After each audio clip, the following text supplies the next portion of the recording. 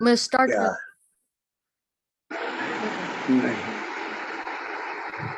भद्राय राम रामभद्राय रामचंद्राय वेधसे वेद से रघुनाथाय नाथाय नाथाय सीताया पतये नमः। श्री राम, श्री राम का चरित्र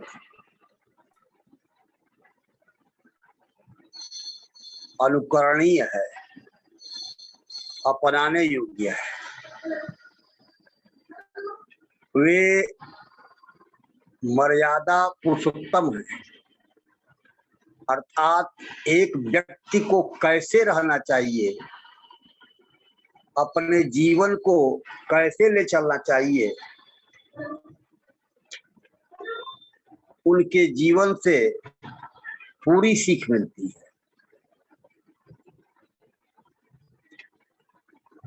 उनका जन्म राज परिवार में हुआ है। वे महाराज दशरथ के सुपुत्र अयोध्या के राजकुमार हैं। उनकी माता का नाम कौशल्या है। गुरु वशिष्ठ के यहाँ शिक्षा प्राप्त करते हैं।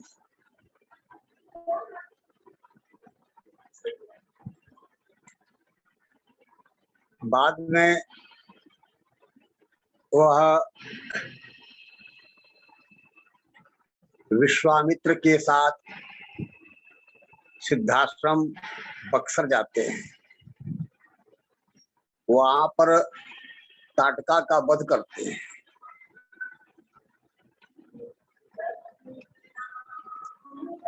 वहीं से गुरु विश्वामित्र के साथ मिथिला नरेश के यहाँ धनुर्यज्ञ के दर्शन के लिए जाते हैं।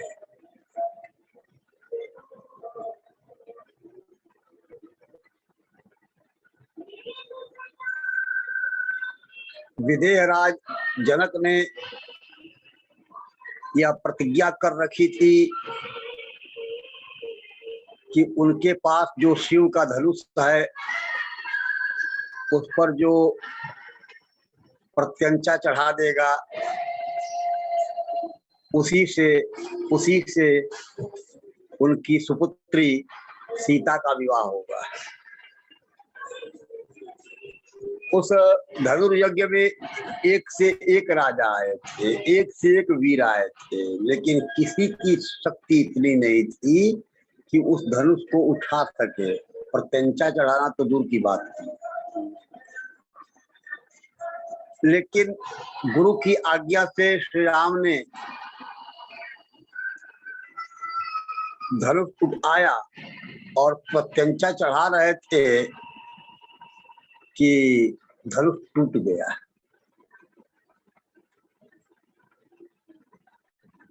टूट गया तो यह तो और बड़ी बात थी। जहां पर डोरी चढ़ाने की बात थी, जहां पर संधान की बात थी, यह टूट ही गया। बाद में स्वयंवर में सीता ने श्री राम का वर्ण किया। दशरथ को बुलावा आया, निमंत्रण आया। दशरथ बारात लेकर चले आए तो श्री राम का विवाह निश्चित हो गया। इधर भरत शत्रुघ्न का भी विवाह वहीं पर निश्चित हो गया। तो माने श्री राम का विवाह सीता से हुआ, भरत का विवाह मांडवी से हुआ और लक्ष्मण का विवाह उर्मिला से हुआ और शत्रुघ्न का विवाह श्रुतकीर्ति से हुआ। विवाह हो गया, बारात लौट पड़ी तो रास्ते में परशुराम जी मिलते हैं। देखिए परशुराम जी की कथा जो है, जो बीच में यहाँ पर वाल्मीकि ने बताया है कि रास्ते में बारात लौटते समय परशुराम जी आते हैं, और तुलसीदास जी ने धनुष यज्ञ के प्रसंग में ही परशुराम जी के आगमन की बात कही है। परशुराम बहुत क्रुद्ध हैं कि धनुष तोड़ दिया गया, लेकिन वह बहुत ही क्रोधित, वो जान गए जबकि राम ने ही धनुष तोड़ा है, तो उन्होंने कहा कि मैंने क्षत्रियों का संहार किया है, 21 बार किया है, और अगर मेरे पास जो धनुष है उस धनुष को पर तुम प्रत्यंचा नहीं चढ़ा देते हो तो मैं तुम्हारा संहार करूंगा। श्री राम ने सहजतापूर्वक उस धनुष पर भी प्रत्यंचा चढ़ा दिया और सरसंधान किया, तो उसने कहा कि अब बोलिए, अब आप क्या कर रहे हैं।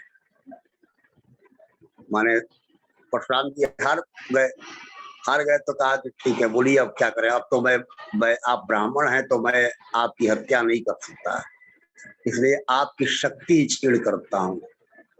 और शक्ति क्षीण हो जाने के बाद जो है परशुराम जी महेंद्र पर्वत पर चले गए। इधर बारात लौट कर आई, बहुत उत्सव बना। मिथिला में जनकपुरी में तो बारातियों की खूब आव भगत हुई ही थी। दशरथ जी ने भी बहुत धन लुटाया था, माने दान किया था।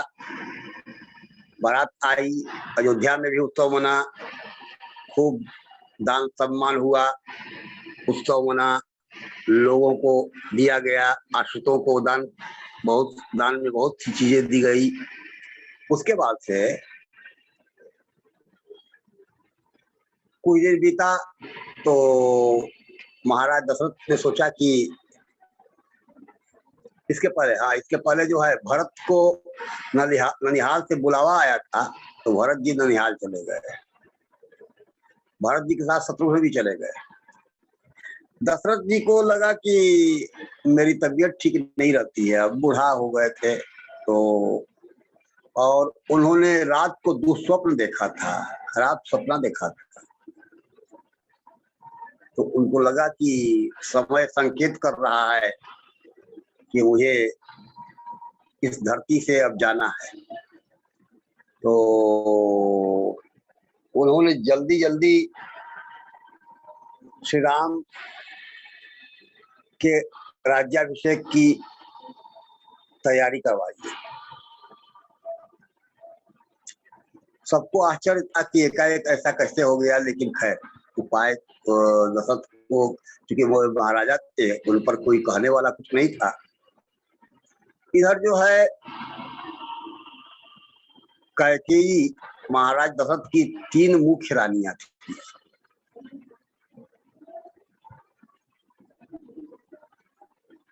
श्री राम की माता कौशल्या, भरत जी की माता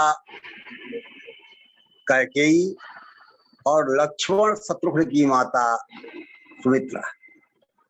तो कैकेयी जो थी उसका मान सम्मान अधिक था। भरत की मां थी, लेकिन इन तीनों माताओं के हृदय में किसी तरह का भेदभाव नहीं था, और चारों बच्चे जो थे, राम लक्ष्मण भरत शत्रुघ्न भी, इनमें भी कोई विभेद नहीं था। ये सभी जो है चारों जो सगे थे, सगे की तरह रहते थे, और तीनों माताएं भी चारों को अपना ही पुत्र मानती थी। इस तरह से बात है। लेकिन कैकेयी की दाई थी, मंथरा वह झगड़ा लड़ाने में आगे थी और वह जानती थी कि मैं कैकेयी की दाई हूं, अगर कैकेयी के पुत्र की राजगद्दी होगी, राजा बनेगा तो मेरा भी मान बढ़ेगा, क्योंकि मैं राजमाता कैकेयी की दासी रहूंगी। अगर कौशल्या का पुत्र राम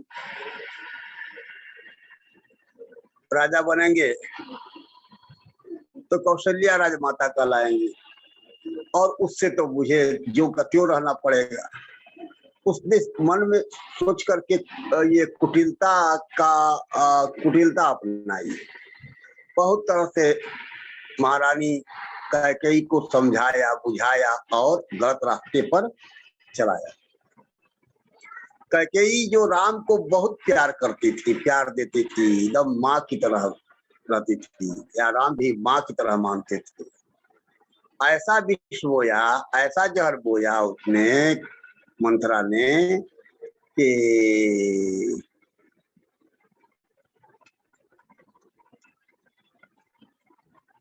कैकेयी ने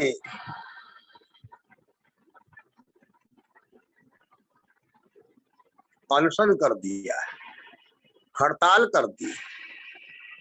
और जब दशरथ घर पर आए, कल सुबह में राज्याभिषेक होना था कि आज रात को ही वह अनशन पर बैठ गई और महाराज से अंत में महाराज से को बताया कि श्री राम के लिए 14 वर्ष का वनवास दीजिए और भरत को राजगद्दी दीजिए।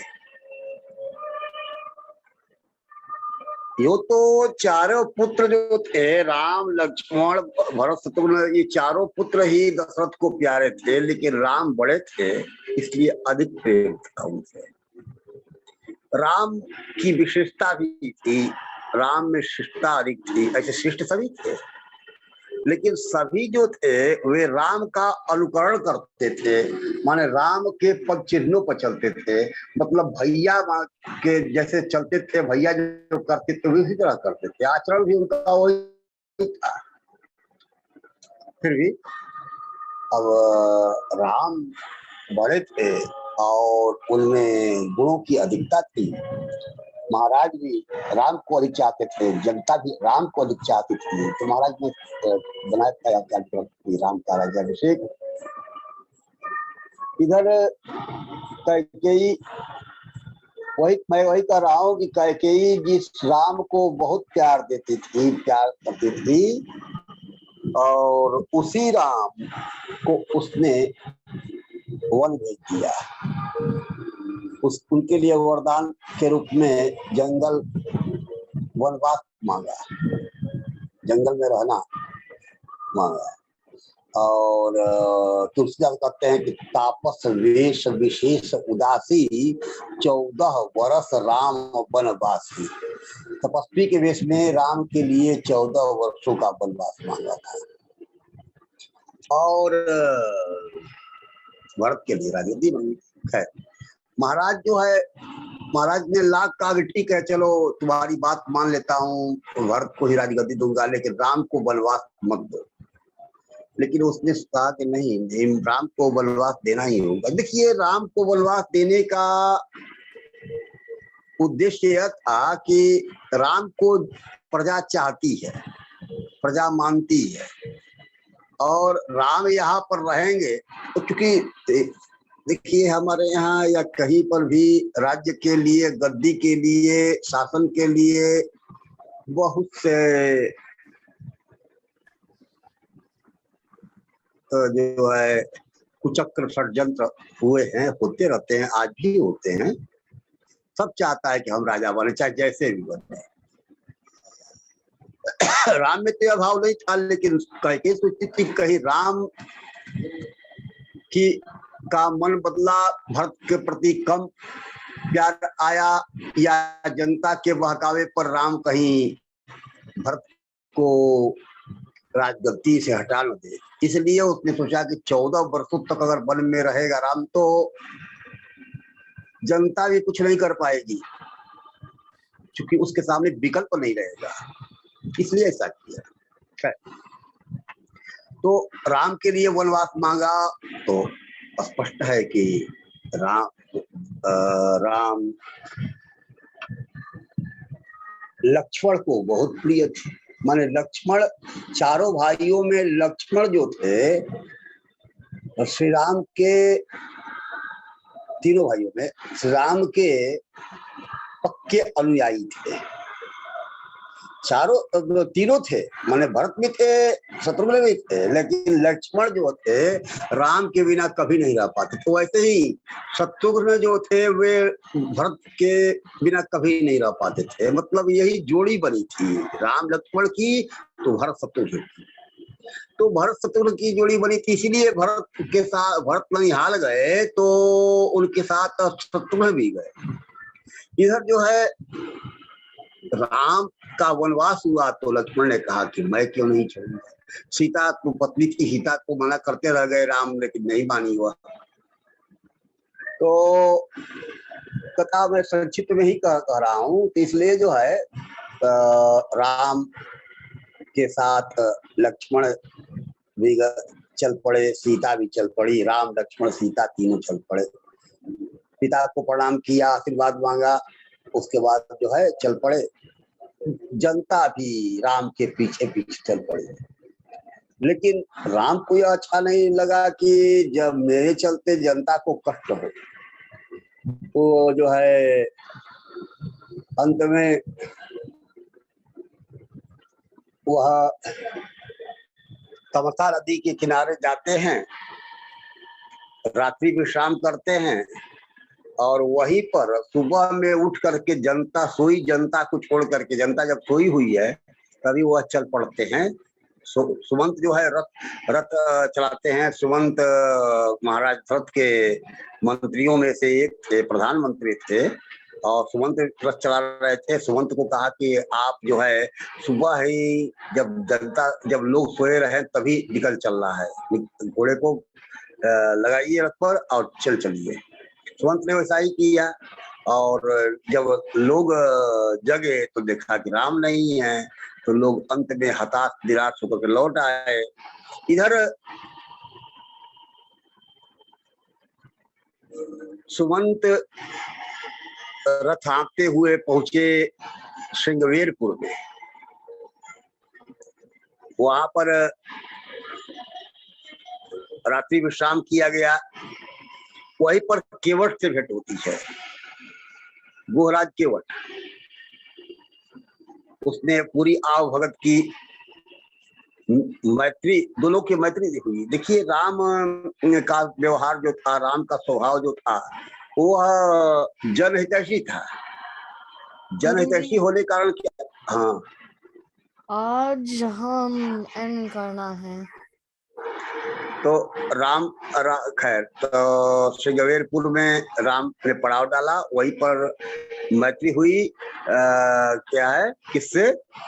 गोराज केवट से। चलो यही पर करो, ठीक है। लेकिन इससे करो।